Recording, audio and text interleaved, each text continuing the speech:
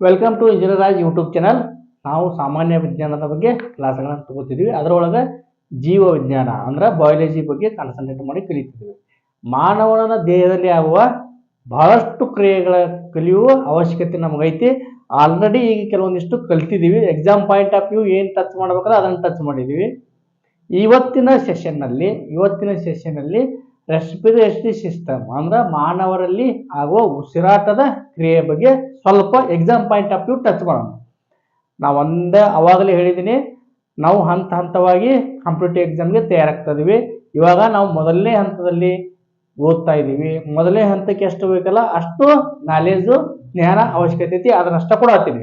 ಇನ್ನು ಮುಂದಿನ ಎರಡನೇ ಹಂತದಲ್ಲಿ ಓದುವಾಗ ಡೆಪ್ತ್ ಆಗಿ ನಾವು ಹೋಗ್ತೀವಿ. ಡೆಪ್ತ್ ಆಗಿ ಸಬ್ಜೆಕ್ಟ್ ಒಳಗಡೆ ಹೊಕ್ಕು ಅದನ್ನು ಪೂರ್ಣ ಪ್ರಮಾಣದಲ್ಲಿ ಕಲಿತೀವಿ. ಆದ್ರೆ ನೀವು ಈ ಸಬ್ಜೆಕ್ಟ್ ಅನ್ನ ಅಂದ್ರೆ ಮೊದಲನೇ ಹಂತವನ್ನ ವಿಡಿಯೋ ನೋಡಿ ಕಲಿತು ನೋಟ್ಸ್ ಮಾಡಿದಾಗ ಮಾತ್ರ ಎರಡನೇ ಹಂತದಲ್ಲಿ ಈಸಿಯಾಗಿ ಅರ್ಥ ಆಗುತ್ತಾ.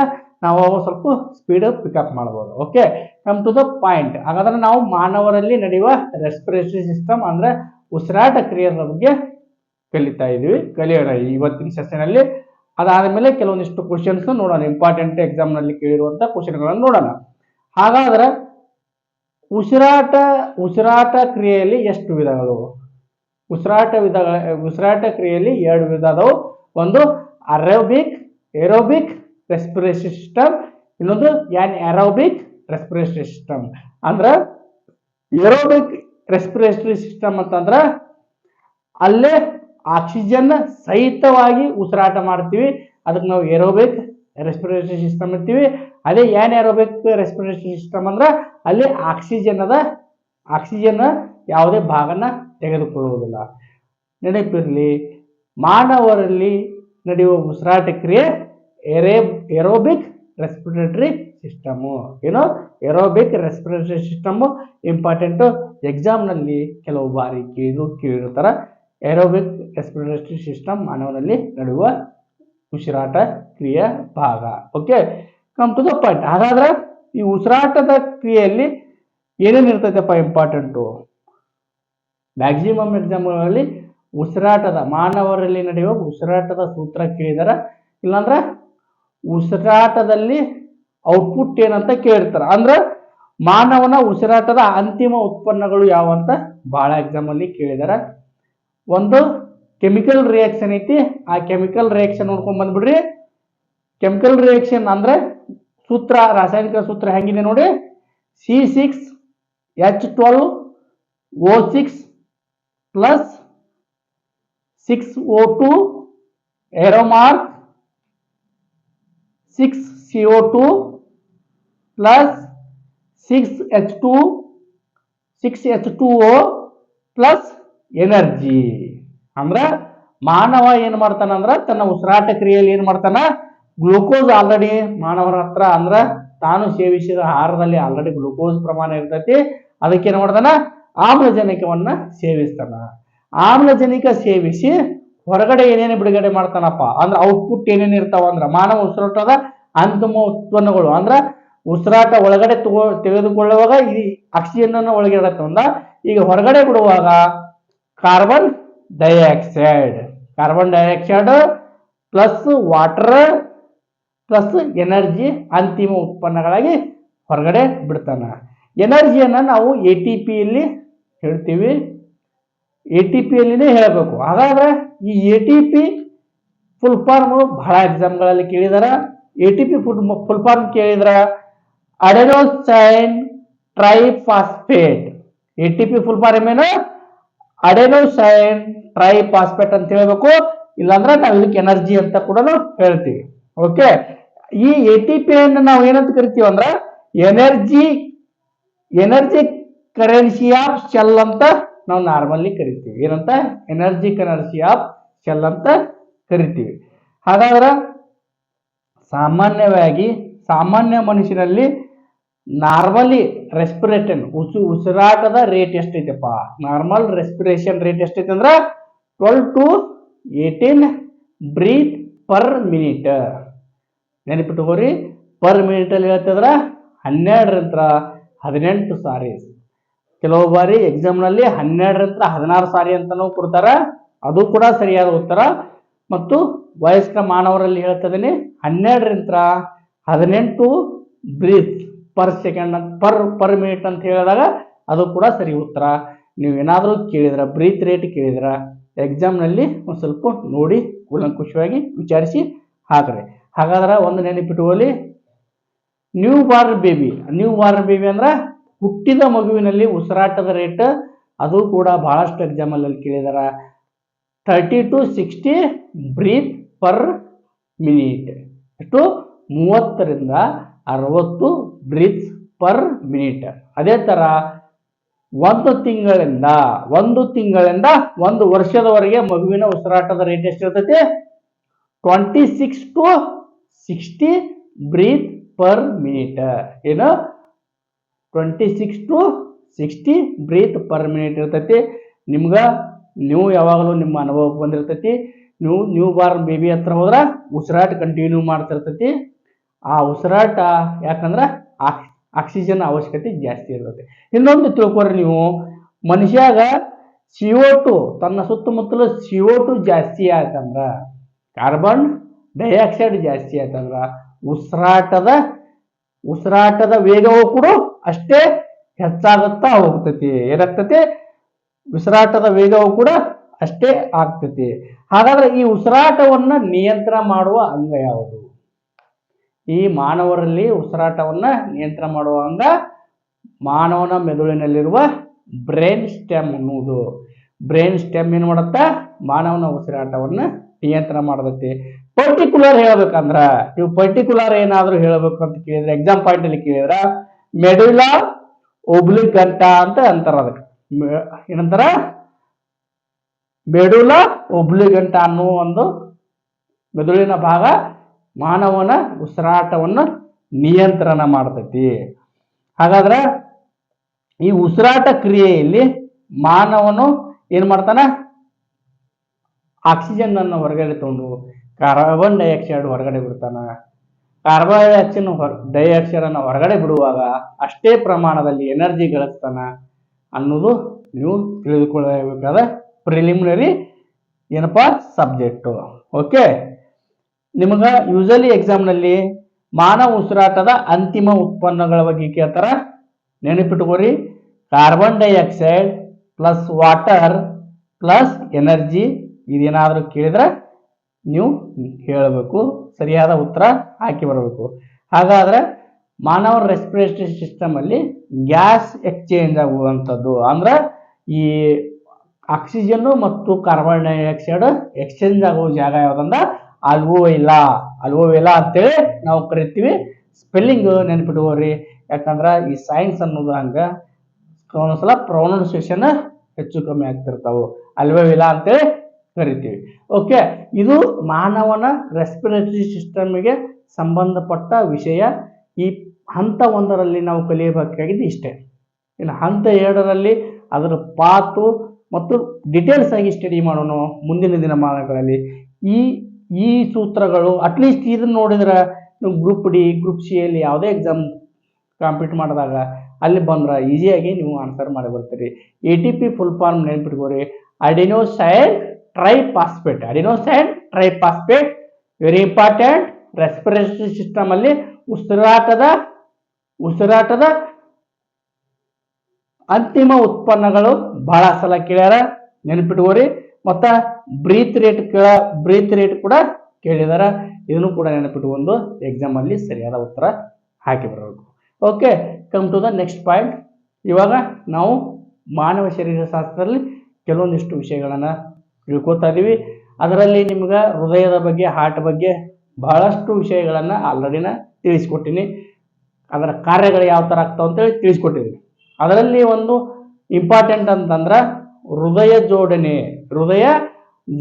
ಬದಲಿ ಹೃದಯ ಜೋಡಣೆ ಅಂದ್ರ ಒಬ್ರು ಯಾರಾದ್ರೂ ಹಾರ್ಟ್ ಫೇಲ್ಯೂರ್ ಆಯ್ತಂದ್ರ ಅದಕ್ಕೆ ಮತ್ತೊಬ್ರದ್ದು ಹಾರ್ಟ್ ಜೋಡಣೆ ಮಾಡ್ತಾರ. ವಿಶ್ವದಲ್ಲಿಯೇ ಮೊದಲ ಬಾರಿಗೆ ಅಂದ್ರ ಹೃದಯ ಬದಲಿ ಜೋಡಣೆ ಮಾಡಿದ ವಿಶ್ವದ ಮೊದಲ ವೈದ್ಯ ಯಾರಂತ ಬಹಳ ಸಲ ಕೇಳಿದಾರ.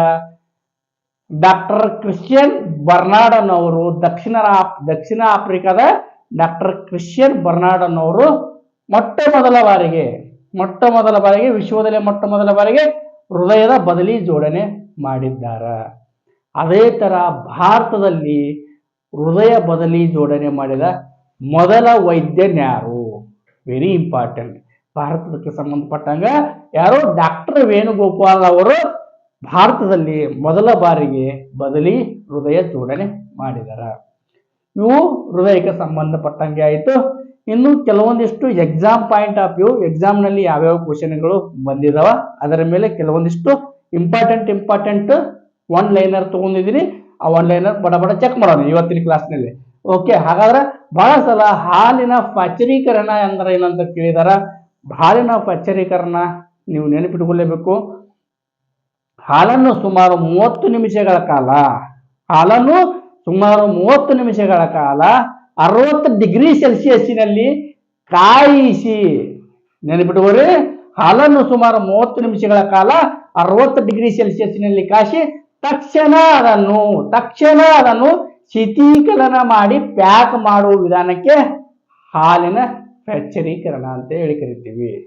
ಬಹಳ ಸಲ ಎಕ್ಸಾಮ್ನಲ್ಲಿ UPSC KPSC ಪ್ರಿಲಿಮ್ಸ್ ಎಕ್ಸಾಮ್ನಲ್ಲಿ ಈ ಥರದ ಕ್ವಶನ್ಗಳು ಯೂಶಲಿ ನಿಮ್ಗೆ ಕಾಣಲು ಸಿಗ್ತಾವು.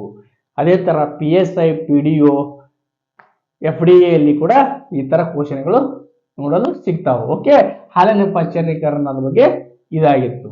ಮತ್ತು ಹಾಗಾದ್ರೆ ಇನ್ನೊಂದು ಏನು ಬಹಳ ಸಲ ಕೇಳಿದ ಕ್ವಶನ್ ಅಂತಂದ್ರೆ ಕ್ಲೋನಿಂಗ್ ಅಂದ್ರೆ ತದ್ರೂಪಿ ತಂತ್ರಜ್ಞಾನದಲ್ಲಿ ಸೃಷ್ಟಿಸಿದ ಮೊದಲ ಪ್ರಾಣಿ ಯಾವುದು? ಏನು? ಕ್ಲೋನಿಂಗ್ ತಂತ್ರಜ್ಞಾನದ ಮೂಲಕ ಸೃಷ್ಟಿಸಿದ ಮೊದಲ ಪ್ರಾಣಿ ಯಾವುದು? ಕುರಿಮರಿ. ನಾವು ಕುರಿಮರಿ ಅಂತೀವಲ್ಲ, ಕುರಿಮರಿ, ಅದಕ್ಕೆ ಹೆಸರು ಕೂಡ ಐತಿ, ಡಾಲಿ ಅಂತ ಕರೀತಾರ. ಇದನ್ನ ಸೃಷ್ಟಿ ಮಾಡಿದಂತ ವ್ಯಕ್ತಿ ಯಾರು ಗೊತ್ತಾ? ಇಯಾನ್ ವಿಲಮಿಟ್. ಯಾರು ಸೃಷ್ಟಿಕರ್ತ? ಯಾರು? ಇಯಾನ್ ವಿಲಮಿಟ್ ಅನ್ನೋರು ಮೊದಲ ಬಾರಿಗೆ ತದ್ರೂಪಿ ಕುರಿಮರಿಯನ್ನ ಸೃಷ್ಟಿ ಮಾಡ್ತಾರ. ಓಕೆ, ಅದೇ ತರ ಕ್ಲೋನಿಂಗ್